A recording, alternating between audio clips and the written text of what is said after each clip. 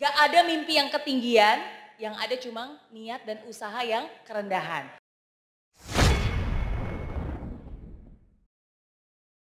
Indonesia, Indonesia, Indonesia.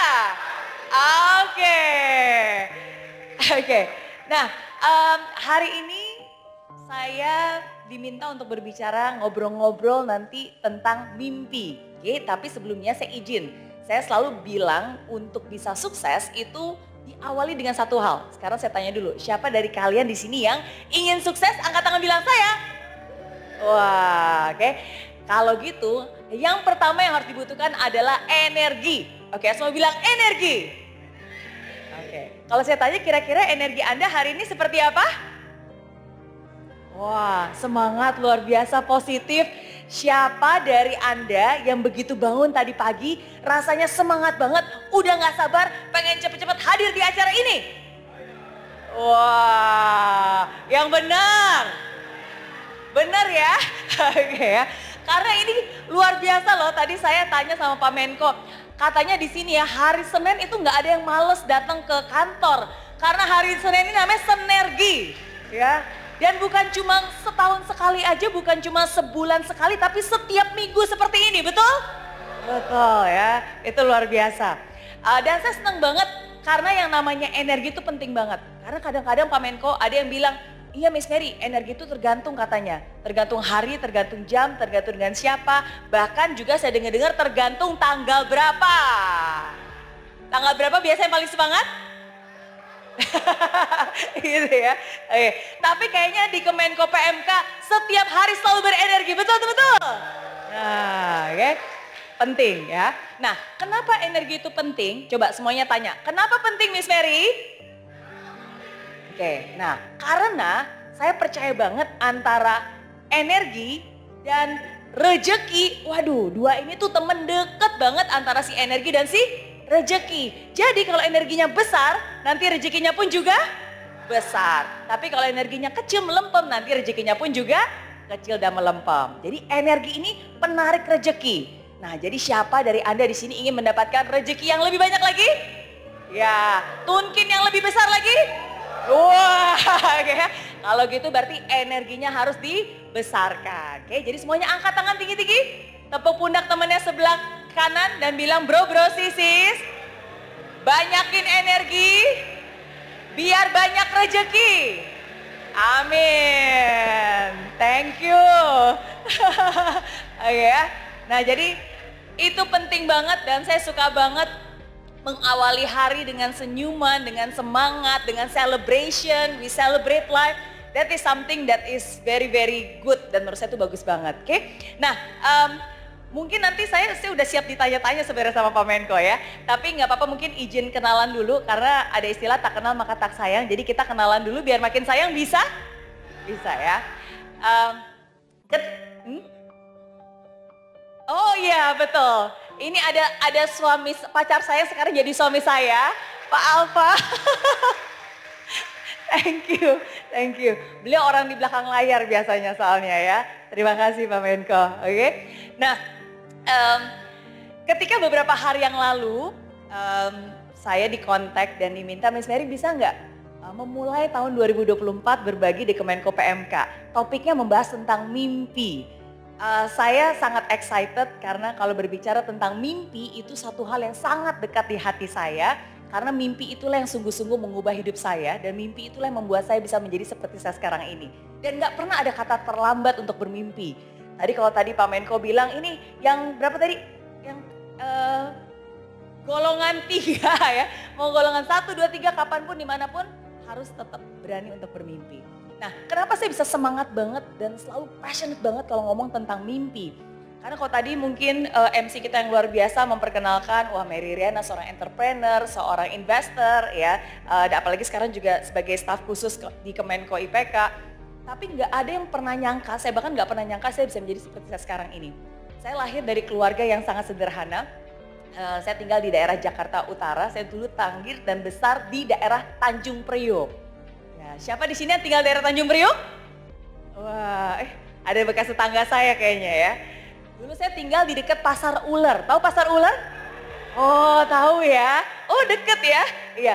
Banyak bilang di situ daerah yang sangat keras karena banyak premannya di situ ya. Mungkin bekas premannya ada di sini kayaknya ya. Bercanda, bercanda. Iya. Dulu saya tinggal di daerah Plumpang Semper, Kelurahan Rawabadak situ ya. Jadi bisa dibayangkan gak pernah kepikiran suatu hari saya bakal bisa kuliah di luar negeri, punya bisnis sendiri, apalagi punya bisnis di luar negeri sama sekali gak kepikiran. Tapi itulah hidup dan kadang kita gak akan pernah tahu hidup akan membawa kita kemana dan kita kadang gak pernah tahu hidup akan memberikan kita apa. Dan kisah mimpi $1 juta saya, hidup saya berubah 27 tahun yang lalu. Wow, kalau Anda hitung balik 27 tahun yang lalu, tahun ini tahun 2025, berarti 27 tahun yang lalu tahun 98 ya. Saya yakin kita semua pasti ingat apa yang terjadi di Indonesia tahun 98 waktu itu. Ada krisis moneter. Krisis gak cuma di Indonesia tapi juga di beberapa negara tetangga di Asia. Lebih parah lagi, di Jakarta pada saat itu bukan hanya krisis tapi ada namanya kerusuhan. Kerusuhannya 98. Saya masih ingat banget ketika kerusuhan itu terjadi, usia saya masih 18 tahun, baru aja lulus SMA. Tadinya saya mau kuliah di Trisakti, Pak Menko. Melanjutkan jejak ayah saya karena ayah saya dulu bekas dosen di Trisakti. Tapi masih ingat banget baru pagi-pagi ambil formulir pendaftaran, tiba-tiba sorenya ada peristiwa penembakan mahasiswa Trisakti. Dan akhirnya 2 minggu kemudian disusul oleh kerusuhan. Satu peristiwa yang akan selalu membekas. Dan karena pada saat itu orang tua saya sangat mengkhawatirkan keselamatan saya, masa depan saya, terutama masa depan pendidikan saya. Maka dengan berat hati mereka memutuskan untuk mengirim saya ke luar negeri untuk belajar. Dan Singapura adalah satu-satunya pilihan. Nah, mungkin Anda bertanya-tanya, katanya berasal dari keluarga yang sederhana, nggak punya uang, terus gimana bisa sekolah di luar negeri, apalagi pada saat itu lagi krismon. Nah, itulah menurut saya rahasia hidup yang saya sangat menyadarinya ketika sekarang saya melihat ke belakang. Bahwa sesungguhnya di balik sebuah musibah, ada sebuah anugerah yang kadang kita tidak sadari. Tapi anugerah itu selalu ada asalkan kita berprasangka baik terhadap yang memberikan hidup kita. Setuju? Setuju. Nah, jadi di saat kerusuhan melanda Jakarta, Pak Menko, kebetulan pemerintah Singapura mengulurkan bantuan kepada beberapa pelajar di Jakarta. Nah, karena saya berasal dari salah satu sekolah unggulan dan kebetulan nilai saya cukup baik, jadi saya diterima di salah satu universitas di Singapura. Nilai cukup tapi uang nggak cukup. Jadi yang dia kasih bukan beasiswa, dia cuma ngumpulin, oh ini pelajar-pelajar di Indonesia nih yang berprestasi, ya udah kalau gitu kita bawa deh ke Singapura gitu, dikasih tempat placement di sana. Tapi tetap aja harus bayar sendiri. Nah, karena pada saat itu akhirnya orang tua saya melihat ini kesempatan yang baik, akhirnya mereka berusaha untuk mencari hutang, ya. Jadi hutang dengan pemerintah Singapura. Nah, singkat cerita, akhirnya saya kuliah di NTU, Nanyang Technological University Singapura, tempat yang sangat indah dan sangat megah. Wow, keren Singapura. Tapi nggak ada satu orang pun yang pernah nyangka bahwa ternyata di tempat yang seindah dan semegah itu, ada seorang mahasiswi dari Indonesia yang harus berjuang bertahan hidup hanya dengan $10 setiap minggunya. Dan itulah kisah hidup saya, bagaimana akhirnya saya terdampar seorang diri dan harus berjuang bertahan hidup hanya dengan $10 setiap minggu. $10 setiap minggu, anggap aja pakai kurs dolar Singapura sekarang sekitar 10.000, 11.000, berarti seminggu sekitar 100.000. Kalau seminggu 100.000 berarti sehari sekitar Rp14.000. Kira-kira bisa nggak ya bertahan hidup hanya dengan Rp14.000 sehari? Di Singapura? Wah, jangan kan di Singapura ya, di Jakarta udah susah ya. Kalau di Kemenko PMK bisa? Rp14.000 sehari di Kemenko PMK bisa? Bisa, wow. Bisa apa nih? Bisa nangis katanya ya. Bisa gila ya, bisa gila. Bisa jadi, oke ya. Jangankan di Singapura, Jakarta udah susah, oke. Tapi saya suka semangat mereka, Pak Menko. Saya suka semangat ketika saya tanya, bisa nggak? Bisa Miss Ferry, bisa. Nggak tahu gimana caranya, pokoknya bisa. Bagus, justru semangat seperti itulah yang harus dimiliki oleh kita-kita orang-orang Indonesia yang luar biasa, betul? Betul ya. Jadi jangan belum apa-apa, susah, nggak bisa gitu ya. Nah, karena di hidup itu yang namanya keyakinan itu penting banget, oke? Ayo semuanya angkat tangan kiri tinggi-tinggi.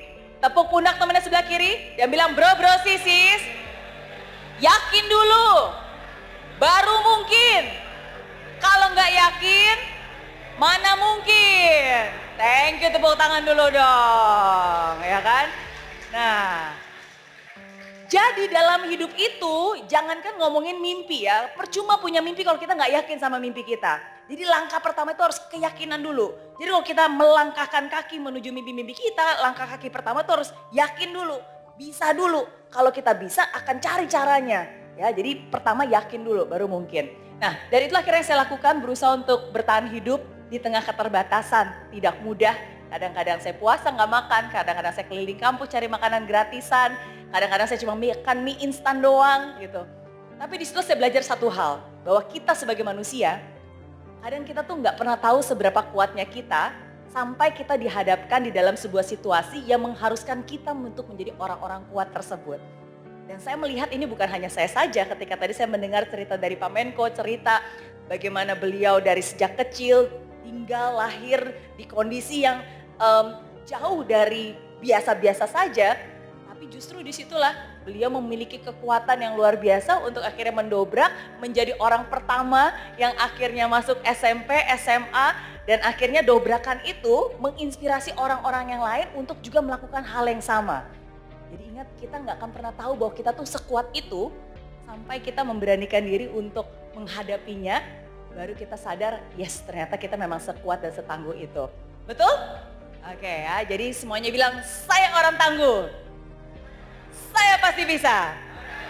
Thank you. Oke. Nah, dan dari situlah akhirnya bertahan hidup di tengah keterbatasan. Tidak mudah. Dan teknik pengiritan paling efektif bagi saya pada saat itu dengan membawa bekal ke kuliah. Dan bekalnya pun sederhana, saya taruh dari kotak makan plastik dan isinya sepotong roti tawar. Bayangkan mahasiswa bawa bekal ke kuliah. Terus terang pada saat itu saya sempat minder dan saya ingat banget setiap hari begitu kelar kuliah, teman-teman yang lain biasa suka ngajakin saya ke kantin. Mer, kita ke kantin yuk, kita makan siang bareng. Karena saya bawa bekal dan saya minder untuk ngaku, akhirnya saya selalu ngeles. Saya bilang, ntar aja deh, masih kenyang. Padahal udah lapar banget. Dan akhirnya setelah teman-teman yang lain udah pada ke kantin, tempat kampus udah lebih sepi. Dari situ akhirnya saya pergi ke suatu tempat yang paling sepi di kampus, yang gak bakal pernah lihat orang. Dan disitulah saya buka tas saya keluarkan kotak makannya dan saya makan roti tawarnya. Kalau kalian bisa tebak kira-kira tempat mana yang paling sepi di seluruh kampus yang gak bakal pernah lihat orang, kira-kira di mana?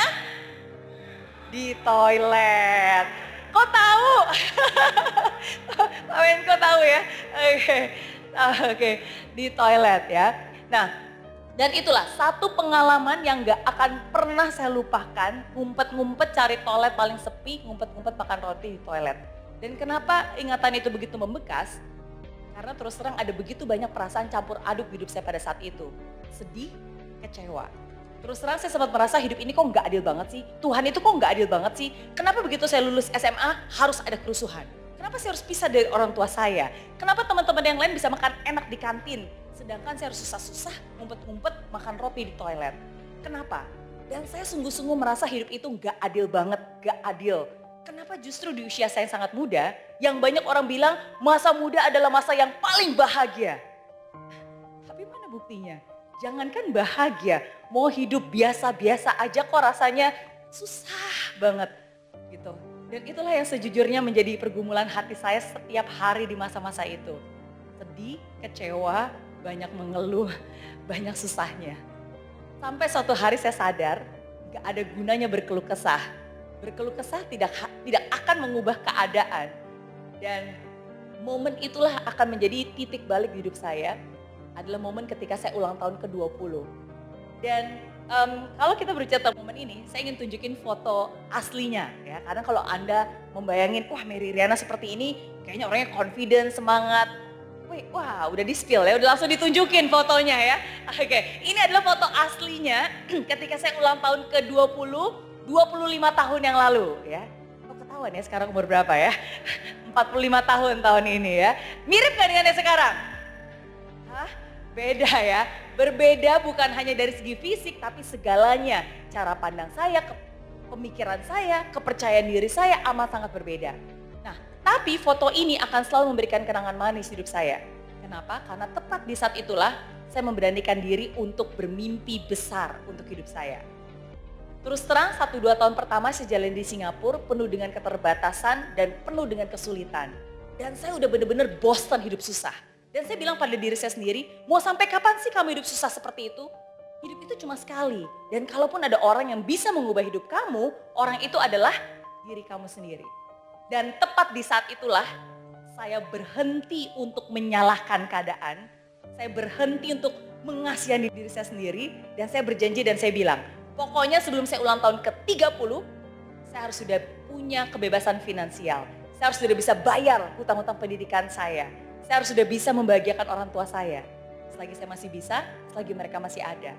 Dan kalaupun suatu saat nanti saya harus kembali ke Indonesia, saya harus kembali ke Indonesia sebagai orang yang sukses.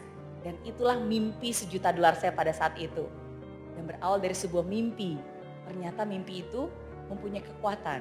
Dan ternyata mimpi itu bisa menjadi kenyataan. Hidup di tengah keterbatasan membuat saya berani untuk bermimpi besar. Hidup di tengah kesulitan membuat saya menjaga yang namanya harapan. Dan harapan itu penting untuk dijaga. Karena bagi saya mimpi dan harapan itu adalah sebuah kekuatan yang luar biasa yang menggerakkan. Dan saya percaya selama saya masih bergerak, selama saya masih berjalan, berarti saya bisa melakukan sesuatu untuk membalikan keadaan. Makanya saya selalu passionate banget dan selalu semangat untuk ngomongin tentang mimpi kapanpun, dimanapun. Karena mimpi itulah yang sungguh-sungguh mengubah hidup saya. Dan mimpi inilah yang akhirnya membuat saya berani untuk keluar dari zona nyaman saya. Kalau kita berbicara tentang mimpi itu mungkin hanya titik awal. Karena masih banyak kelanjutannya. Dibutuhkan keberanian untuk melangkah. Berawal dari mimpi inilah akhirnya yang membuat saya berani untuk mengambil keputusan-keputusan yang berbeda dari orang lain pada umumnya. Karena mimpi inilah akhirnya membuat saya berani yang tadinya saya lulus sebagai sarjana teknik elektro. Tukang listrik sesungguhnya. Okay. Tapi saya memutuskan untuk terjun ke dunia entrepreneur dan menjadi entrepreneur, apalagi waktu itu di Singapura di bidang jasa keuangan. Satu bidang yang sangat berbeda dari bidang yang saya tekuni dan saya pelajari. Tapi mimpi itulah yang menggerakkan saya dan memberanikan saya untuk keluar dari zona nyaman saya untuk mengejar dan memaksimalkan potensi dan kesempatan yang ada. Akhirnya dari seorang sarjana teknik elektro, berjuang di negeri orang, di negeri singa, ya, bersama suami saya yang selalu mendampingi saya dari masa dulu sampai hari ini. Tepuk tangan dulu dong buat semua support system kita ya. Thank you. Okay. Bukan keputusan yang mudah, tapi adalah keputusan yang harus saya jaga, komitmen yang selalu saya jaga. Dan mimpi itulah yang akhirnya membuat saya terus berani bekerja keras. Sebagai seorang perantau, nggak punya modal, nggak punya kenalan, tidak mudah sesungguhnya. Tapi mimpi itulah yang selalu menghidupkan saya. Mimpi itulah yang selalu memampukan saya bekerja 14 jam tiap hari, non-stop 7 hari selama seminggu, saya bayar harga kesuksesan itu. Dan akhirnya saya bisa bayar hutang-hutang pendidikan saya dalam waktu 6 bulan begitu saya lulus. Dan akhirnya saya bisa membangun bisnis saya sendiri, Mary Riana Organization yang bergerak di bidang jasa keuangan. Jadi kami menjual produk-produk keuangan, baik dari segi tabungan, deposito, asuransi, reksadana, kredit card, investasi, dan lain sebagainya. Dan disitulah saya dapatkan $1 juta pertama saya di usia 26 tahun pada saat itu di Singapura. Nah, semua ini saya ceritakan kepada Anda bukan untuk menunjukkan betapa hebatnya Mary Riana, bukan. Semua ini saya ceritakan kepada Anda untuk menunjukkan satu hal, bahwa kalau Mary Riana saja bisa, saya yakin Anda semua pun pasti bisa. Tidak ada mimpi yang ketinggian, yang ada hanya niat dan usaha yang kerendahan. Kalau Anda benar-benar sangat percayakan mimpi itu, perjuangkan, maka mimpi itu bisa menjadi kenyataan. Hidup itu 10% doang tentang apa yang terjadi, tapi 90% tentang bagaimana kita menyikapi. Gak peduli kita lahirnya di mana, gak peduli saya lahirnya di mana, gak peduli keadaannya seperti apa. Tapi bagaimana kita menyikapi, itulah yang akan membentuk masa depan kita nanti. Nah, kalau mimpi ketika ulang tahun ke-20 yang akhirnya membuat saya berhasil bayar hutang dan berhasil sukses di negeri orang, ternyata mimpi jugalah yang membuat saya menjual bisnis saya di Singapura dan kembali menetap di Indonesia. Karena, thank you. Karena pada saat itu saya menyadari kesuksesan yang saya kejar sesungguhnya bukan kesuksesan yang sesungguhnya. Kalau hidup saya pada saat itu namanya juga anak muda, it's all about achievement. Berhasil, dapat penghargaan, kebebasan finansial, enak bisa belanja, bisa jalan-jalan. Tapi hidup itu kan bukan hanya tentang pencapaian, tapi apa yang membuat hidup ini berarti. Dan disitulah saya mulai menggali, mencari tahu lagi apa yang menjadi passion saya, apa yang menjadi purpose saya. Dan akhirnya di ulang tahun saya yang ke-30, saya punya mimpi baru. Mimpi saya pada saat itu adalah saya ingin bukan untuk mendapatkan berjuta-juta dolar, tapi saya ingin bisa menciptakan dampak positif dalam kehidupan jutaan orang, khususnya di Indonesia. Dan mimpi itulah yang akhirnya membawa saya meninggalkan kehidupan yang sudah amat sangat nyaman di Singapura. Dua anak saya dua-duanya lahir di Singapura, Pak Menko. Bisnisnya juga sudah sangat baik di sana. Tapi sometimes kita harus berani melepaskan sesuatu yang baik untuk sesuatu yang jauh lebih baik dan lebih bermakna dalam hidup kita. Ya. Dan itulah saya bilang, gak peduli usia berapapun, keadaan apapun, mimpi itu penting banget. Ketika saya kembali ke Indonesia, saya mulai dari garasi rumah. Dan pada saat itu saya udah tahu passion saya adalah di bidang edukasi, khususnya untuk anak-anak remaja. Usia 8 sampai 19 tahun. Jadi itulah yang akhirnya kami lakukan di Indonesia. Kita bikin Mary Riana Learning Center, kita bikin Mary Riana Educations, pengembangan diri untuk anak-anak remaja. Karena saya percaya pendidikan bukan hanya intelektual, tapi hati mereka, akhlak mereka harus berani, mereka harus punya empati, mereka harus bisa punya emotional capacity juga. Nah, dan inilah yang kita lakukan. Berawal dari garasi rumah. Ini waktu itu kita merayakan HUT RI ke-69, waktu itu tahun 2014 saya kembali ke Indonesia, disambut oleh, disambut oleh banjir. Kebetulan waktu itu rumah saya di kantornya di garasi rumah, dan di tahun yang sama begitu saya kembali ke Indonesia disambut oleh banjir. Oke. Tapi itulah, kalau kita berbicara tentang mimpi, ketika kita punya mimpi, hidup akan memberikan kita ujian di awal untuk ngetes. Ini orang serius gak sih akan mimpinya? Jadi gak akan semudah itu. Karena mimpi itu gratis. Tapi untuk mengeksekusinya itu butuh harga, perjuangan. Dan gak banyak orang mau memperjuangkan hak-haknya. Oke? Dan inilah, walaupun banjir gak peduli keadaannya. Ingat seperti saya bilang, hidup itu 10% tentang apa yang terjadi. Tapi 90% tentang bagaimana kita menyikapi. Keadaannya memang seperti ini. Banjir memang seperti ini, kantor memang seperti ini. Tapi dengan keadaan seperti itu, apa yang kita bisa buat menjadi lebih baik? Bagaimana kita menyikapi itu yang akan lebih penting, yang akan membentuk masa depan kita nanti. Oke? Dan akhirnya inilah yang kita lakukan di Indonesia, bergerak di bidang edukasi, kita melakukan pengembangan diri. Coba bisa di next ya. Nah oke, dan puji Tuhan sekarang Mary Riana Learning Center sudah ada 34 cabang di seluruh Indonesia, ya.